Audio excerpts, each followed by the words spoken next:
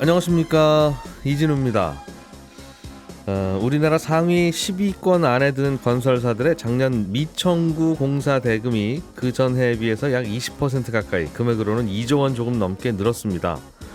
미청구 공사 대금은 공사를 하고도 대금을 달라고 요청하지 못하는 돈인데 이게 왜 이렇게 늘고 있는지 이 소식 좀 들어보겠습니다.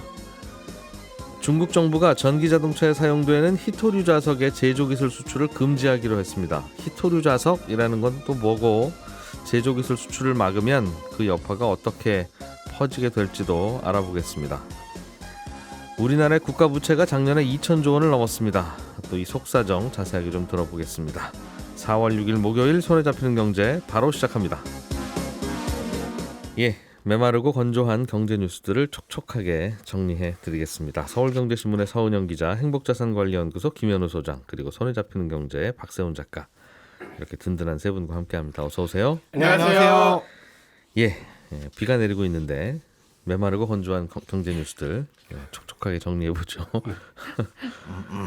박 작가님, 국가부채 얘기부터 먼저 좀 들어보겠습니다. 예. 우리나라 국가부채가 작년에 2천조 원을 넘었어요, 숫자로? 그렇습니다. 예. 또 그렇긴 한데 일단 이 국가 부채는 좀 나누어서 봐야 할 게 있거든요. 부채라고 해서 다 같은 부채는 아닙니다. 이게 무슨 얘기냐면 우리가 빚이 있다고 할 때 채무라는 표현도 쓰고 부채라는 표현도 쓰잖아요. 예. 채무는 내가 빌린 돈 얼마를 언제까지 갚겠다라고 문서를 명시를 하고요. 약속대로 안 갚으면 경찰차가 출동하는 그런 빚입니다. 무서운 빚, 확실한 빚. 그렇습니다. 예. 반드시 갚아야 되는 빚. 예. 반면에 부채는 예를 들면 김현우 소장님이 나중에 혹시라도 결혼을 하게 되면 예. 제가 축의금을 내겠죠. 내겠죠. 그러면 김현우 소장님이 나중에 박세훈 작가한테 무슨 일이 생기면 나도 어느 정도 돈을 줘야겠다라고 생각할 거 아니겠어요. 그 축의금 받은 것만큼의 마음의 빚. 그렇습니다. 그게 그걸 부채라고 그걸 합니까? 부채라고 합니다. 이건 언제 어떻게 얼마를 줄지가 명확하지 않고 또 안 준다고 해서 경찰차가 출동하는 건 아닙니다. 그러니까 확실하게 차용증 쓴 건 채무. 채무. 채무. 그냥 마음의 빚은 부채. 국가도 마찬가지입니다. 예. 그래서 국가 부채라고 할 때는 그 안에 국가가 반드시 갚아야 하는, 안 갚으면 큰일 나는 국가 채무가 있고요. 예. 꼭 그런 건 아닌 국가 부채가 있습니다. 그래서 이 두 가지를 나눠서 봐야 하는데 예. 이걸 그냥 다 합쳐서 나라가 반드시 갚아야 되는 돈이 2천조 원을 넘었다. 그리고 그걸 국민수로 나눈 후에 국민 1인당 빚이 얼마다. 이렇게 얘기하는 건 정확한 건 아닙니다. 2천조 넘었다는 건 국가 부채니까. 네.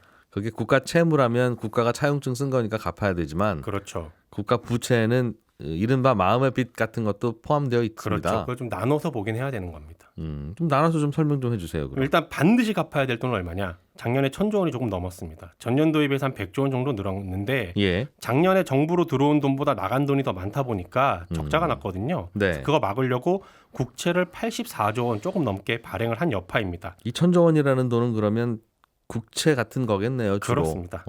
그렇습니다. 국가에 돈 빌려준 분 손들어 보세요라고 하면 다들 차용증 들고 나오는 그렇죠. 그런 돈이 1,000조 원. 그렇습니다. 만기가 돌아오면 원금 이자 반드시 줘야 하는 돈. 만에 하나 정말 최악의 순간에 이걸 줄 돈이 정부에게 없다. 그럴 수 있지 않습니까? 그러면 조폐공사에서 돈을 찍어서 주는 방법도 있긴 합니다. 정부기관이니까. 네, 물론 그러면 이제 또 시중에 돈이 많이 풀려서 물가가 올라가는 부작용이 생기겠으나 어쨌든 최악의 순간에는 그런 방법도 있기 때문에 국가 예. 부도까지는 안 가거든요. 알겠습니다. 그런 부채가, 그런 채무가 그런 반드시 갚아야 채무가. 되는 돈이 1,000조 원. 그런 채무가 1,000조 원. 네. 네. 그러면 그 반드시 갚아야 되는 돈, 국가 채무를 뺀 나머지 1,000조 원의 빚은 정체가 뭐냐? 마음의 빚. 네, 요건 대부분이 공무원 연금, 군인 연금으로 나갈 돈이거든요. 예. 공무원하고 군인은 국가가 뽑은 사람들이니까 나중에 이분들이 은퇴를 하고 나면 죽을 때까지 연금을 줘야 하는데 예. 그걸 한 70년 이상 계산을 해봤더니 총액이 대략 한 1,000조 원 조금 넘는다라는 겁니다. 아하. 그런데 이 총액에는요. 예. 공무원하고 군인들이 매달 내는 연금 보험료가 얼마인지 빠져 있어요. 그러니까 공무원 연금, 군인 연금이라는 건 공무원하고 군인들한테 연금 보험료를 매달 받아서 모았다가 주는 건데 그냥 줄 돈만 계산을 해놓은 거. 이 돈이 1,000조 원인 겁니다. 그러나 어쨌든 국가가 줘야 할 돈은 맞으니까 예. 장부상으로는 국가 부채로 보는 겁니다. 주긴 줘야 할 것 같으니 네. 거의 매우 확실한 확률로. 네. 그러나 줘야 할 돈만 있고 이것도 들어온 돈들은 계산을 안 한 거거든요. 받을 돈도 어차피 있으니까. 네, 그렇습니다. 물론 이제 받을 돈만큼 다 내실 것 같지는 않은데 모든 연금이 다 그러니까. 그렇죠. 특히 군인연금은 그렇지 않게도 이제 되게 오래됐고. 네. 공무원 연금도 그래서 개혁하자는 말들이 네. 꽤 있었는데. 그렇습니다. 그래서 정확하게 계산하려면 그래서 적자 폭이 어느 정도냐 이거를 좀 알려줘야 되는데 네. 아무튼 장부상으로는 이렇게 1,000조 줄 넘는다. 돈만 다 합치면 1,000조 원이다. 그렇죠. 마치 송경제라는 은행에 고객들이 예금을 100억 원을 했다고 쳐봐요. 예. 그럼 은행에서는 이 100억 원을 자산으로 보지 않지 않습니까? 부채로 보죠. 돌려줘야 될 돈이니까. 그렇습니다. 예. 그런데 이걸 두고 은행의 부채가 100억 원 늘었다. 위험하다. 이렇게는 안 보잖아요. 네. 마찬가지로 이 연금액도 똑같은 겁니다. 나중에 이제 국가가 국채 발행해서 시중에서 빌린, 그러니까 아까 말씀드렸던 반드시 갚아야 되는 그 1,000조 원하고 네. 이 1,000조 원하고는 성격이 다른 겁니다. 그래서 이리저리 뭉뚱그려서 다 합쳐서 국가부채 2,000조 그러면 네, 무슨 큰일 난 것 같지만 예, 그런 것까지는 아닌 것 같다. 그렇습니다. 물론 이제 반드시 갚아야 되는 돈 1,000조 원도 굉장히 큰 돈이긴 합니다만 예. 어쨌든 다른 1,000조 원은 숫자상의 문제다라는 겁니다. 그래도 고민할 바가 있으니까 또 이거 가지고 고민 좀 합시다라고 하는 거고 네. 말씀하신 대로 물론 그런 공무원 연금, 군인 연금 이런 제도 없애면 네, 그러면 1,000조 원이 그냥 사라지네 국가 채무에서 국가 부채에서 그렇죠. 그렇게 볼 수도 있겠습니다만 그럴 수도 있죠. 뭐 그럴 수는 없고 우리가 그러면 뭐가 좀 고민이에요 실제로 국가 부채에 대해서는 일단 국가 부채가 많아지면 정부 예산의 상당 부분이 이제 국채 이자 갚는 데 쓰이게 되거든요. 근데 엄마나 아빠가 벌어온 월급이 가계비 이자 갚는 걸로 대부분 나가게 되면 네. 살림이 엉망이 되지 않습니까? 부부 싸움도 자주 하게 될 겁니다. 국가 부채도 마찬가지예요. 예산의 상당 부분이 국채 이자 갚는 데 쓰인다라는 건 진짜 정작 써야 할 곳에 못 쓰고 정부 예산의 상당 부분이 국채 들고 있는 부유층들 이자 수입으로 들어간다는 그런 뜻이거든요. 예. 다만 근데 이 국가 부채와 관련된 논쟁의 기준을 그냥 단순히 국가 부채가 많다, 적다, 혹은 증가 속도가 빠르다, 느리다 이렇게 해서 잡으면 안 됩니다. 왜냐하면 국가의 빚이라는 건 마치 성장기 아이가 매년 키가 크듯이 나라 경제가 성장을 하고 경제 규모가 점점 늘어나면 부채가 늘어나는 건 어찌 보면 자연스러운 현상이거든요. 근데 문제는 어느 정도의 부채가 그럼 과도하냐 이걸 아무도 정답이 없다는 겁니다. 그리고 정말 꼭 필요한 지출은 부채가 아무리 늘어나도 해야 되는 거고요. 국가 부채 채무가 빠르게 늘어가는 중요하고도 위험한 시기는 늘 존재하는 거라서 부채의 규모랑 속도만 두고 논쟁을 하면 그 논란이 결론으로 이어지지 않습니다. 그래서 매년 반복됩니다. 이 국가 부채 작년 거 계산하면 국가 부채가 작년에 비해서 얼마가 늘었고 막 이번에 1,000조 원 넘었다 막 언론 보도가 나오면서 과하네 안 하네 이 논쟁만 하고 한 이틀 지나면 사라지거든요. 그러니까 대신에 아주 구체적으로 우리가 부채를 늘렸다면 부채를 늘려서 어디에 쓰는 게 합당한가를 두고 이제 논쟁을 해야 될 것 같습니다. 물론 그것도 그럼 뭐가 합당하냐 이걸 두고 논쟁이 이어질 수 있겠습니다만 그러나 그 그래도 논쟁이 좀 더 생산적이지 그렇습니다. 규모 늘어났다고만 뭐라고 하면 네, 마치 국방비 늘어났다고 뭐 시비하는 것처럼 네, 낭비일 수도 있죠. 물론 국방비 늘린 게. 그렇죠. 그러나 뭐 샀길래 뭐 썼길래 낭비인지를 따져야지. 그렇습니다. 금액으로 뭐 넘었네 안 넘었네 뭐 GDP의 몇 %네 이거는 싸워봐야 답이 없는 문제입니다. 그렇습니다. 그래서 논쟁의 기준을 조금 바꿀 필요는 있겠다라는 겁니다. 오늘은 멋있는 뉴스를 갖고 오셨습니다. 아, 감사합니다. 오. 처음으로 칭찬을 듣네요. 아니 칭찬까지는 아니고 아, 예, 예. 네. 겸손하겠습니다. 약간 심오한 의미들도 더 담고 있는 것 같아서. 네. 알겠습니다. 서은영 기자님, 네. 중국이 히토류 자석 수출을 안 하기로 했다는데 히토류 자석이 뭡니까? 네, 일단 히토류라는 말은 좀 들어보신 적 있을 거예요. 예. 이 히토류라는 건 땅에서 나오는 이제 17가지 특정 핵심 광물 자원 말하는 건데요. 이 히토류 자석은 히토류를 합금하거나 철과 이제 결합을 해서 만든 연구 자석을 말합니다. 자석. 네. 예. 근데 이 모터의 성능을 좌우하는 핵심 부품입니다. 우선 전기차와 하이브리드 자동차 엔진 역할하는 모터가 있잖아요. 근데 이 모터에 들어가서 핵심 역할을 하고요. 그리고 풍력 발전기 모터에도 많이 씁니다. 모든 모터에 자석 다 들어가죠. 네, 맞아요. 그래서 정말 안 쓰이는 데가 없다 싶을 정도인 게 가전제품, 로봇, 항공기 모터, 스마트폰, 의료기기까지 이 모터가 들어가는 대부분의 제품에 두루 쓰인다고 이해하시면 될 것 같아요. 예. 근데 이제 그중에서도 고성능 히토류 자석으로 대표적인 게 이 네오디뮴과 사마듐 코발트, 아주 용어가 어렵죠. 들어보니까 가지인데. 왜 히토류인 줄 알겠네요. 네. 네. 잘 못 들어본 그렇습니다. 성분이니까 희귀하겠죠. 네. 예. 근데 이 모두 중국의 세계 시장 점유율이 80-90%나 되는 제품들인데요. 네. 우리나라도 이 두 가지 품목의 중국 의존도가 90% 육박합니다. 아하. 그런데 중국이 이 품목들 관련 수출을 올해 안에 제한 금지하기로 했습니다. 한창 이 미국이 반도체 동맹이다, 배터리 동맹이다 이런 것들 만들어서 중국 견제를 위해서 막 초롱성을 막 쌓고 있을 때 중국이 지난해 12월에 중국 수출 금지 수출 제한 기술 목록을 재정비를 했거든요. 그러면서 이제 반격 카드를 준비한 게 바로 이 히토류 자석인 게 최근에 드러난 겁니다. 아하. 중국이 세계 자석의 대부분을 만드는데 네. 자석이라는 게 그러니까 캐내는 거군요. 특정한 성분의 네. 광물질을. 네. 그래야 캐내서 자석이 되는 거군요. 잘 버무려서 만드는 거죠. 네. 그런데 중국 아니면 자석 구할 데가 없는데 이거 수출 안 하겠다. 그렇습니다. 네. 미국이 중국하고 뭐 하지 말라고 하고 자꾸 반도체 장비도 네. 보내지 말라고 하니까 중국은 이번에는 그럼 자석 막아볼 테니까 어디 한번 견뎌보세요. 그렇죠. 네. 한 거군요. 네. 아이고. 중국도 이럴만 하죠. 뭐 서로 싸우는데 무슨 사정 봐주는 게 어디 있겠습니까? 그렇죠. 지금 일단은 이 반도체 배터리 모두 뭐 중국이 이제 기술 독립해서 이제 전략 산업으로 키우려고 하는 첨단 산업인데 미국이 계속 이 분야 이제 글로벌 공급망에서 중국을 뭐 내쫓으려고 하고 있었잖아요. 예. 근데 이제 왜 이렇게까지 갔느냐 그 배경을 좀 말씀을 드려보면 좀 다 알고 계시지만 중국에서 이제 바이든 행정부 출범하고 2년간은 특별히 반격이 없었단 말이에요. 근데 예. 최근 들어서 이제 정말 더 욱할 수밖에 없었던 게 바로 이제 네덜란드랑 일본까지 첨단 반도체 장비 수출 규제에 동참하기로 한 겁니다. 미국의 압력 네. 때문에. 그래서 예. 네덜란드에 이어서 이제 며칠 전에 이제 불과 이제 며칠 전이죠. 근데 일본이 7월부터는 우리도 중국에 첨단 반도체 장비 안 보낼 거야, 주지 않을 거야 이렇게 선언을 한 겁니다. 예.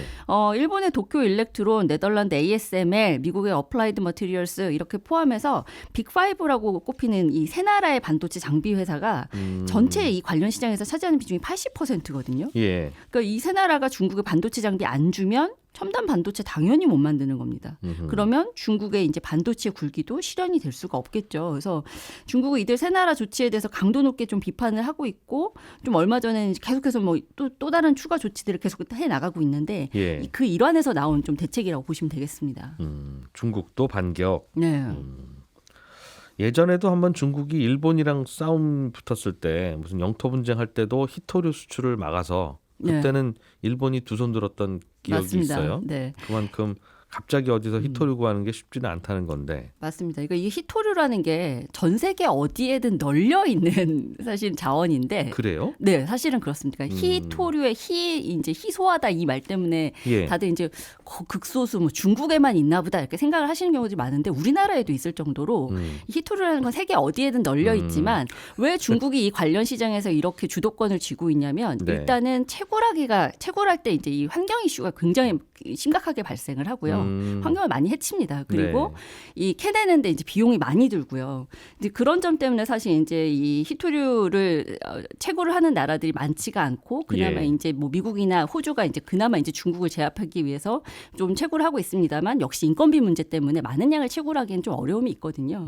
특히나 이제 이 중국 같은 경우에는 히토류 채굴부터 재련, 합금, 모터 제조까지 자국에서 모두 완결할 수 있는 생태계를 갖추고 있는 유일한 나라가 됐습니다 이미. 그래서 이번에 이제 이렇게 히토류 이제 자석 제조 기술을 아예 이제 이렇게 해외 수출을 막아버리면 네. 그럼 과연 이제 어떤 여파가 있을까 이제 다들 좀 촉각을 곤두세우고 있는데 가장 좀 심각하게 생각하고 있는 분야가 이제 이 탈탄소 분야입니다. 그러니까 탈탄소라는 게 결국에는 석유, 뭐 석탄 이런 거 이제 환경 해치는 이런 것들 쓰지 말고 예. 전기 씁시다라는 거잖아요. 예. 그러니까 자동차도 내연기관 자동차 쓰는 대신에 뭐 하이브리드 차나 전기차 쓰자라는 그러고 있죠. 건데 제가 아까 히토류 자석 같은 경우에는 이 자동차, 전기차 모터를 못 만드는구나. 네, 그렇죠. 그러니까 이거를 이제 막아버리면 전 세계에 충격을 줄 수가 있다라는 거예요. 그래서 아마 이제 중국이 고심 끝에 굉장히 이제 중요한 품목 하나를 이제 정해서 이제 이 목을 조이기로 우리가 결정을 한 것이 이러면 아닌가. 너희들 친환경 사업 그렇죠. 제대로 되나 한번 보자. 네. 네.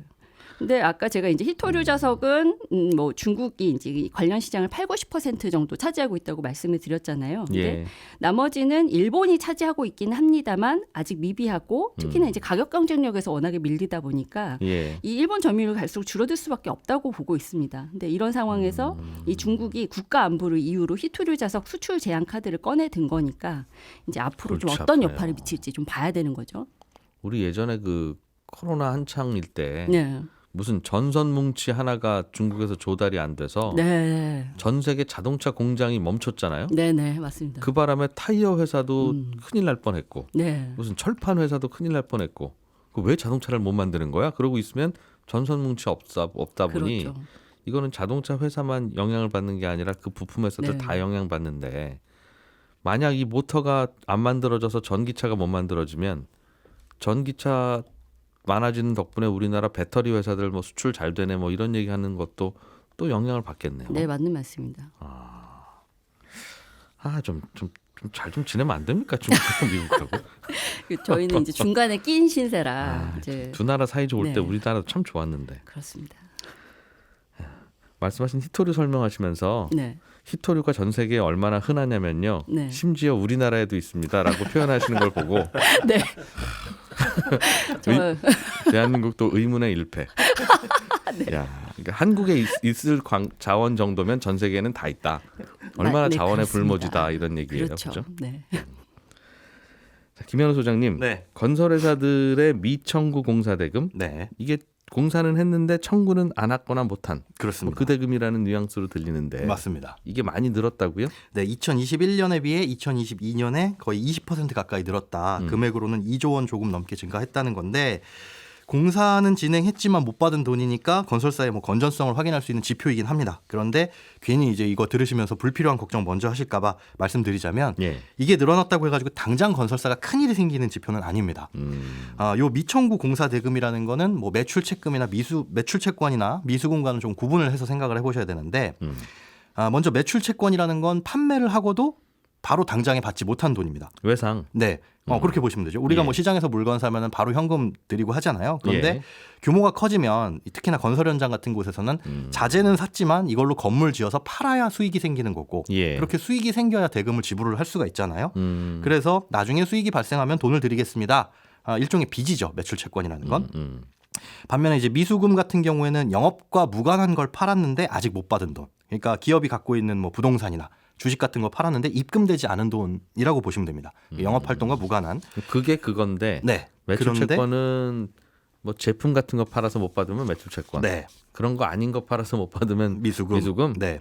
그런데 미청구 공사 금액은 일단 공사에 돈을 써서 수익으로 잡기는 했는데 네. 달라고 했을 때 시행사 그러니까 발주처에서 바로 줘야 할 의무는 없는 돈이에요. 그러니까 예를 들어서 100억짜리 공사를 하기로 약속을 했는데 예. 절반쯤 지나면은 우리가 50억 정도 받아가겠다. 요 공사를 진행한다고 가정을 해볼게요. 공사 진척도가 절반쯤 지나면 네, 50억 받아야 되는데 예. 중간에 자재값이 올라가지고 50억을 받아야 된다고 약속은 했지만 60억 정도는 받아야 되겠는 상황이 벌어진 거예요. 60억이 투입됐군요. 네, 예. 그러면 60억 주세요라고 하면 시행사에서는 줘야 할 의무는 없잖아요. 음흠. 자재값 인상에 대한 인정 못하겠다. 그럴 수 있죠. 이건 최근에 올랐지 너희는 자재 옛날에 산 거 아니냐 이럴 수도 있는 거고. 아파트 반밖에 안 지었잖냐. 네. 그리고 심지어 그 반이라는 거.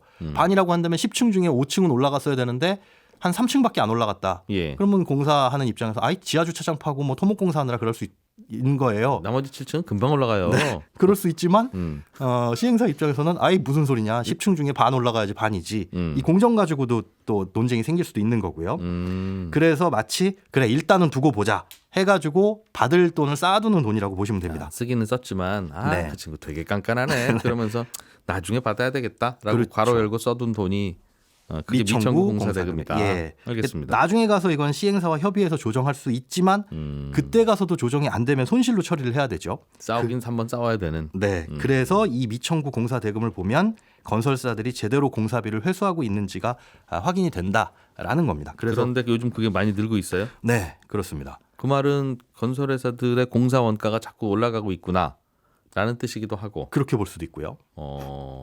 또 어떤 일이 벌어지고 있다는 뜻일까요? 이거 금액 자체가 늘어났다는 건 수주 규모가 늘어난 게 가장 사실 큰 원인이라고 볼 수가 있습니다. 그러니까 아파트 현장 자체가 많아져서. 맞습니다. 2019년엔 수주가 좀 감소를 했는데 2020년하고 2021년은 엄청나게 늘었어요. 2020년에는 전년보다 28%. 네. 그리고 작년에는 재작년보다 26% 늘어났습니다. 그러니까 매출이 늘어났으니까 여기에 따라붙는 미청구 공사도 늘어나는 게 사실은 자연스러운 일인데 조금씩 못 받은 게 공사 현장마다 있는데 그렇죠. 현장이 워낙 많이 늘다 보니까 네. 그 돈도 늘었다. 네. 물론 여기에 또 시차는 있습니다. 그러니까 수주가 오늘 된다고 해가지고 미청구 공사 대금이 오늘 늘어나진 않잖아요. 예. 공사가 착착착착 진행되면서 점차 늘어날 수도 있는 거라서 이게 재작년보다 작년에 20% 정도 늘어났다라고 하더라도 내년 정도가 되면 더 늘어날 수도 있는 부분인 거고요.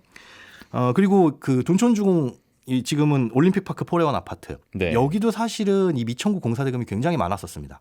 그러니까 이런 재건축 공사 현장에서 특히나 많이 발생할 수가 있는데 중간중간에 올라간 만큼 갚아줘야 되는 게 아니었어요? 그거? 보통 이런 재건축은 중간에 일반 분양을 하면서 그 분양받으신 분들이 중도금 대출 받아서 넣게 되면 그 돈으로 중간중간 흘러 들어오는데 이 둔촌주공 같은 경우에는 일반 분양도 늦어졌잖아요. 각종 규제 영향과 그렇죠. 또 예. 안에서 대립도 생기는 바람에 늦어졌는데 먼저 이렇게 착공을 하고 네. 이렇게 이슈가 생기면 당연히 미청구 공사 대금은 늘어날 수밖에 없고 그럼 공사를 중단하느냐? 그럼 건설사도 이게 손실이 더 커질 수도 있으니까 일단은 못 받는 미청구 공사 대금으로 넣어놓고 장부에만 달아놓고 공사는 한다 이거죠. 그렇죠. 그래서 그때 한 건설사 5개들의 미청구 공사 대금도 몇 천억씩 있었거든요. 그러니까 거의 지금 당장은 못 받는 돈이라고 보는 거라서 이게 늘어나는 게 반드시 뭐 위험하다라고 볼 수만은 없고요. 그렇다고 해서 무시할 지표는 아닙니다. 이게 완벽히 회수되는 시점은 공사가 다 끝나고 이제 소유권이 이전되면서 잔금이 치러지면 사라지는 돈이거든요. 예. 그런데 분양이 완료된 곳에서는 이 분양받은 사람들이 입주를 포기하지 않는 이상은 공사 대금을 잔금까지 다 치르죠. 마지막에는 한꺼번에는 들어온다는 거죠. 그렇죠. 이러나 저러나 중간에 달아놓은 돈은 있지만 네. 뭐 잔금 대출을 받으면서 집어넣을 수도 있는 거고요. 그런데 지난주에 전해드렸다시피 일부 지역에서처럼 악성 미분양, 그러니까 준공 후에도 분양이 되지 않는 주택이 늘어나게 되면 이거는 이제 회수가 되지 않아서 손실로 처리하게 되는 돈이라고 볼 수가 있습니다. 그러면 미청구 공사 금액이 급증했다 이런 뉴스가 들릴 때는 네. 이거 뭐 왜 건설회사들이 돈을 못 받고 있지? 뭐 이렇게 걱정만 할 게 아니라 네. 현장이 많아졌나?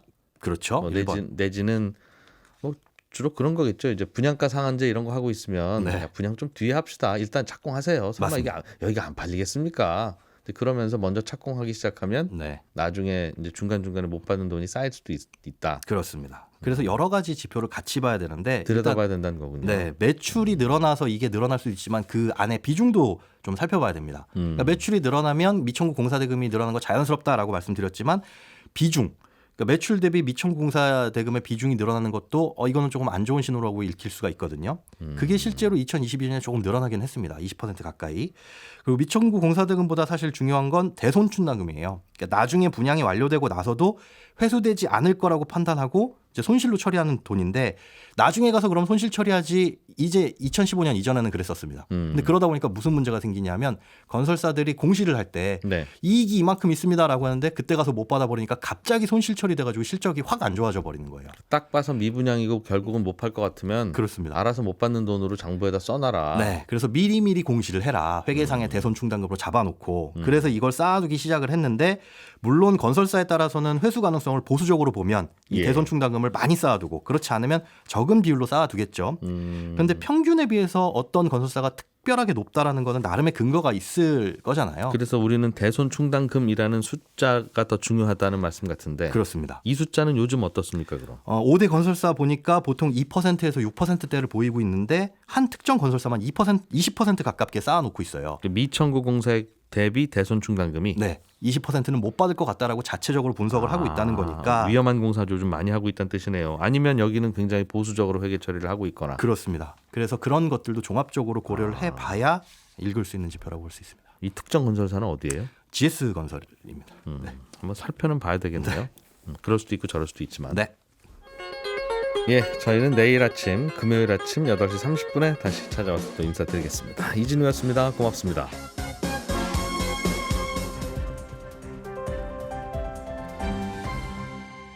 경제를 생각하는 사람들의 즐거운 습관. 이진우의 손에 잡히는 경제.